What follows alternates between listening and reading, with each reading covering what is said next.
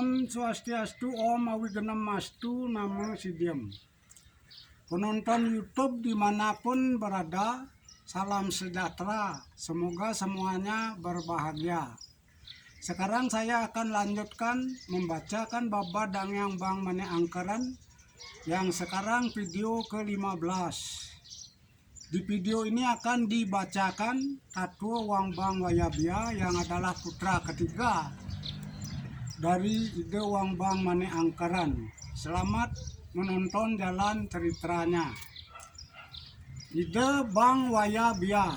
Dikisahkan sekarang Ide Bang Wayabia mempunyai seorang putra laki-laki yang bernama sama dengan ayah beliau, Ide Wang Bang Wayabia atau Ide Bang Kaje Kauh, bertempat tinggal di Besakih. Sang ayah Ide Wang Bang Wayabia kemudian berusia lanjut dan wafat moksah ke swarga loka.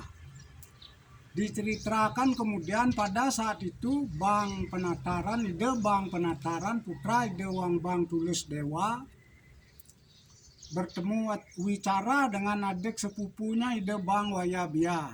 Ide Bang Wayabia berkehendak ingin melamar putri Ide Penataran yang bernama Ide Ayu Punyawati. Namun sudah didahului oleh Ki Gusti Pinate Resi dari Puri Kertelangu, Reng Jagat Badung, keturunan dari Ide Wang Bang Banyak Wide. Karena tidak berhasil, maka Ide Wang Bang Wayabia tanpa mohon diri kepada kakaknya meninggalkan tempat itu.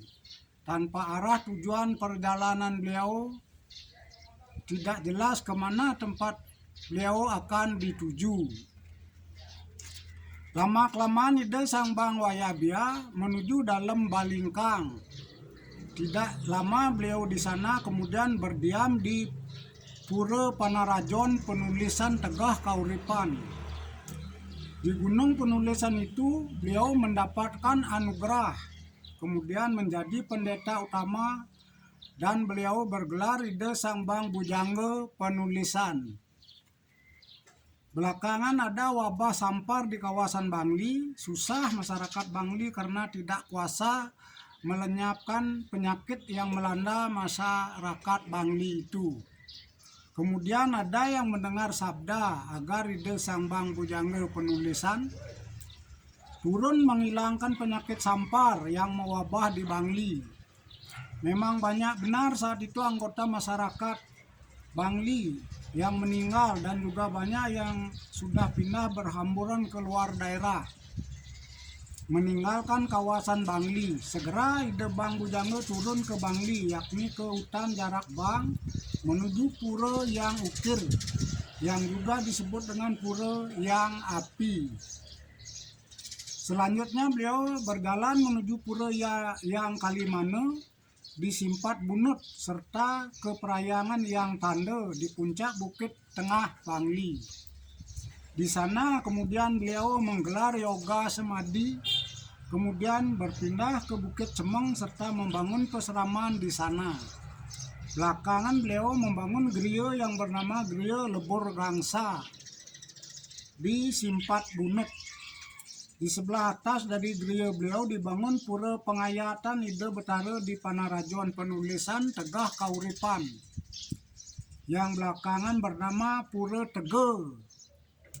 Ide Bang Bujangga ditemui oleh masyarakat Bukit Cemeng, kemudian beliau membangun Perayangan Taman Sari sebagai tempat petirtan Ide Betara Pengupahayu Jagat, Ide Yang Pemayun, serta Ide Giri Kesuma yang dikatakan sebagai tempat tirta amerta pembersihan segala mala kekotoran. Dari sana beliau melakukan yoga, menyatukan pikiran, mengaturkan sembah bakti kepada Yang Paramakawi. Kemudian terlihat ada cahaya di sebelah barat Bukit Bangli. Segera beliau mencari tempat cahaya itu. Ada terlihat batu bercahaya api yang menyilaukan. Di tempat itu kemudian beliau bergelar yoga semadi, memohon pemusnah penyakit. Di tempat itu pula belakangan dibangun Pura Siwapati. Dari tempat itu beliau melaksanakan dharma wisada untuk menghilangkan segala macam penyakit. Kemudian beliau melanjutkan bergelar yoga semadi di pura yang ada di tengah-tengah hutan yang bernama Pura Alas Angker. Pindah dari sana beliau menuju Alas Daun. Sebab banyak orang yang tinggal di tempat itu menderita sakit tidak bisa diobati. Beliau kemudian menggelar yoga semadi memohon anugerah kesaktian kepada Ida Betara di Perhyangan Panarajon penulisan Tegah Kuripan. Seraya membangun setana berupa gedong beratapkan kelangsa. Belakangan Alas Daun itu dinamai dengan kawasan Tambahan. Sebab dari sana sang pendeta menyelenggarakan pengobatan atau tambo sama dengan obat kepada masyarakat di desa-desa sekawasan Bangli. Dikisahkan kembali di Balai Agung Bangli, beliau sang pendeta sakti bertemu dengan Ki Pasak Bukit Cemeng. Masyarakat Ki Pasak banyak yang meninggal dan lesu terkena penyakit. Pada saat itu merasa kasihan sang pendeta, ide sang Bang Bujangga penulisan. Kemudian memberikan obat penawar kepada anggota masyarakat Ki Pasak Bukit Cemeng. Tidak dinyana sehat, kembali seger oger anggota masyarakat Ki Pasak Bukit Cemeng seperti sedia kala. Itu sebabnya tempat itu kemudian dinamai Desa Pakuwon. Sampai di kelak kemudian hari, Ida sang Bang Bujangga penulisan kemudian dihaturi istri putri dari Mangku Pasak Bukit Cemeng.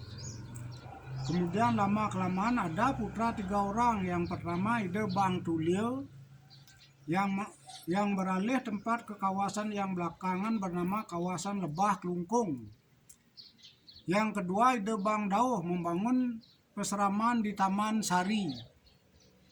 Kemudian berpindah dan berdiam di Pageraman. Yang nomor 3 Ida Bang Kajekauh berdiam di Bangli. Putra beliau di Pageraman masih memakai gelar kebrahmanan dengan memakai ide bagus sampai kelak di kemudian hari. Beliau yang nomor 3 saat itu mendengar perihal saudaranya keturunan Ide Bang Tulus Dewa, yakni Ide Bang Penataran, sudah menghapus wangsa kebrahmanan beliau menjadi Arya Kesatria, mempergunakan I Gusti, sehingga kemudian Ide Bang Kajekau bergeser keberadaan beliau dari wangsa Brahmana menjadi Arya Kesatria. Sebab ingat dengan petuah bisama leluhur beliau Ide Bang Manik Angkaran, ale ayu tunggal, suka duka jadi satu. Ide Bang Kajekau kemudian menjadi I Gusti Bang Kajekau. Sejahtera beliau berdiam di kawasan Balai Agung. Lama-kelamaan beliau diupacarai menjadi pendeta menggantikan ayahnya dan bergelar Ide Resi Bang Bujangga penulisan. Perlawanan ngakan Pog di Bangli. Diceritakan sebelum itu di wilayah Bangli ada penguasa di sana yang melawan pemerintahan dalam. Kekuasaannya meliputi 17 desa. Itu sebabnya dalam mengutus tanda mantrinya seperti Ki Arya Jelantik, Ki Arya Pinate Perot, Ki Gusti Nyoman Rai, menyelipkan keris bernama Ki Tanpa Kandang. Diiringkan oleh bala tenteranya. Setibanya di Bangli ramai perang di sana. I Gusti Ngurah Jelantik berhadapan melawan Ngakan Pog, juga berhadapan dengan Ki Gusti Nyoman Rai, dan di tengah-tengah perang itu kalahlah Ngakan Pog serta bala tenteranya semua. Di sebelah selatan Bangli, pasukan dikalahkan oleh Gusti Pinate Perot dari Kertelangu. Takut semua orang Bangli, semua tidak berani melawan, maka amanlah kawasan Bangli itu. Namun juga tidak ada yang berkuasa menjadi raja. Ya, hentikanlah sampai di sini dulu. Sekarang diceritakan kemudian I Pasak Bendesa, Ki Pasak